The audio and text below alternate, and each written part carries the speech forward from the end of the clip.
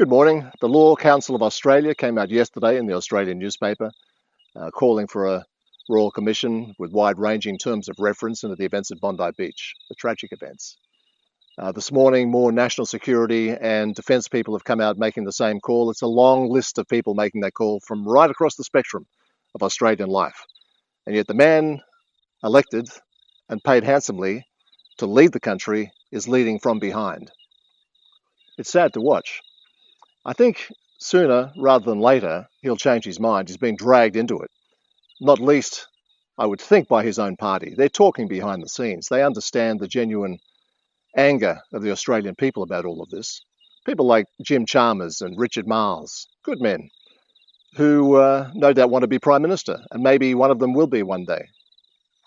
But they too will be tagged with all of this unless they can get the Prime Minister to change his mind or come out publicly pushing for a larger inquiry than the one currently touted.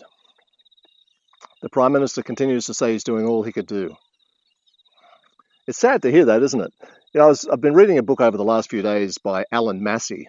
Very good book, A Question of Loyalties. I'll put the link below. And it's set in France during World War II. It was a country divided.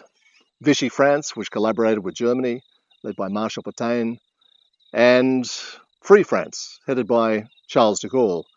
It divided families, it divided the country. And in the introduction to that book by Alan Taylor, he says, good men are capable of doing bad things and vice versa. That is a fact, the denial of which is denial of truth. So good people are capable of doing bad things and vice versa, bad people are capable of doing good things. But it went through my mind that when do you cross that line? Surely knowing something's a bad thing and continuing to do it anyway, by definition, makes you a bad person. We all make mistakes. We all do bad things. But when you recognize it, surely you don't go on with it, because if you do, you're a bad person, not just a good person doing a bad thing. For now, the Prime Minister could call a Royal Commission into the events at Bondi Beach and explain his reluctance to this point on bad judgment. In the Australian way, that would be largely accepted. But now, having seen, read and heard all the arguments against his argument about a Royal Commission not being required, if the Prime Minister continues down that obstinate road of saying a Royal Commission is not needed, then the man we thought a good man doing a bad thing, I think becomes a bad man doing a bad thing.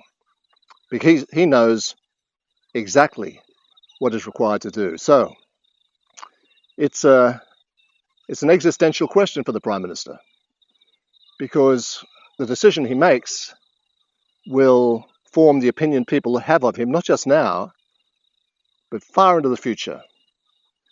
A good man who did a bad thing, or a bad man continuing to do a bad thing. It's only a call he can make, and I hope he makes the right one. Have a good day.